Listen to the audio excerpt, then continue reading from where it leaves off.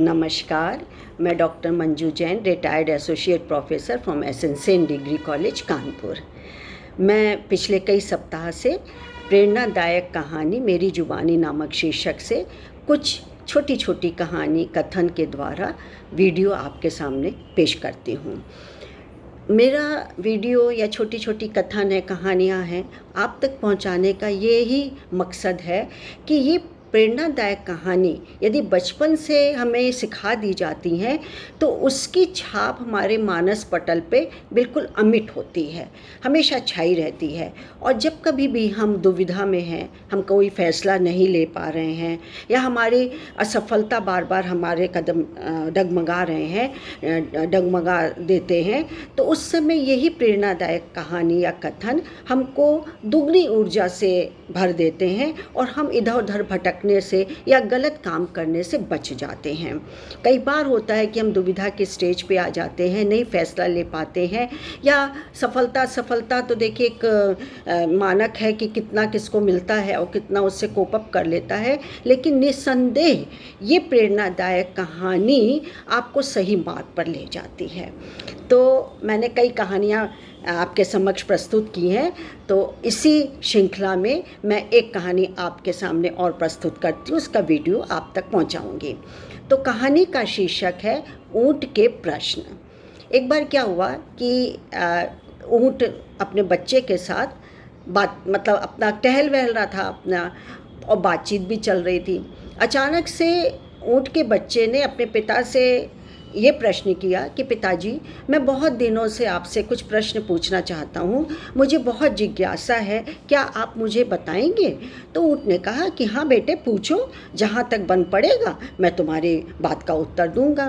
तो उसने पूछा कि पिताजी ये बताइए कि हमारे पीठ पे इतना बड़ा कुबड़ क्यों होता है?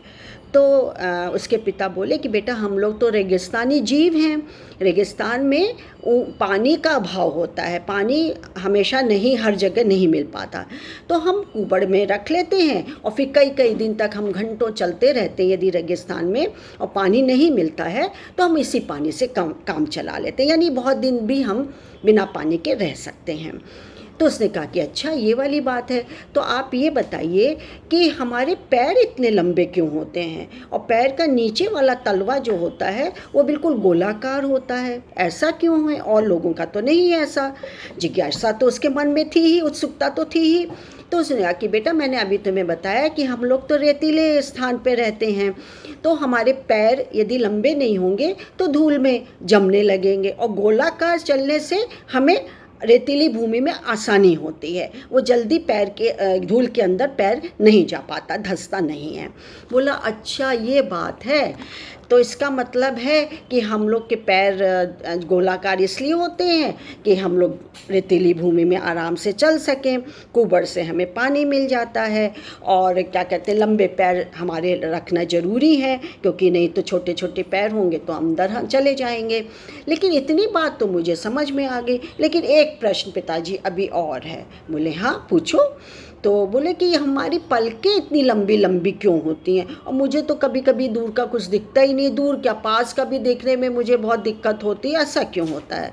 तो बेटे के प्रश्न से पिता बोले कि देखो, रेतीली भूमि में रेत कभी भी किसी भी हवा की तरह रुक करके कभी भी चल सकती है, तो ये हवा हमारे सब जगह घुस जाती है, लेकिन ये पलकें हमारी रक्षा कवच होती हैं, और आंधी तूफान या रेतीली जो वो है कण है, वो हमारे धूल हमारे जो कि आँखों में नहीं जा पाती और आँखों का बचाव हो जाता है, क्योंकि आँखें तो बहुत कीमती होती हैं शरीर में, तो सभी अंग बहुत कीमती हैं, प्रेशस हैं, लेकिन आँखों से नहीं दिखेगा तो हम कैसे चलेंगे, क्या करेंगे, कुछ नहीं कर पाएंगे।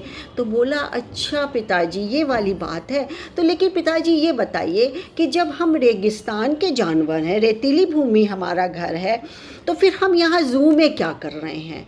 हमको तो रेगिस्तान में होना चाहिए।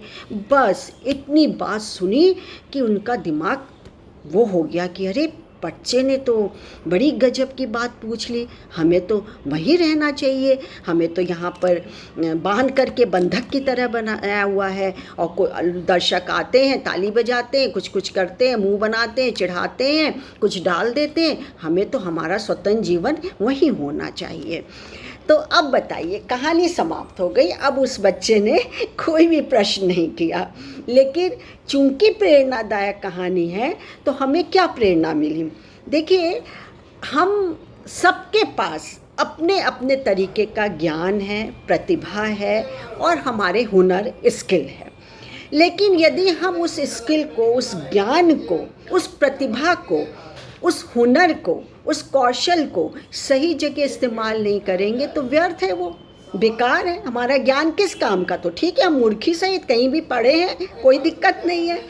तो कहने का तात्पर्य है कि जब कभी भी आपके पास कोई भी स्किल हो, सीखा हुआ ज्ञान हो, कौशलता हो, आप में ज्ञान भरपूर हो, आप अच्छे प्रतिभावान व्यक्ति हैं, तो उसका यूज़ करिए। जहाँ यूज़ की जगह है उसको आप व्यर्थ में मत जाने दीजिए, उसका सदुपयोग करिए। सदुपयोग करने से आपको आगे की राह खुली मिलेगी और आप एक पथ पर, सफलता के पथ पर आगे बढ़ते जाएंगे।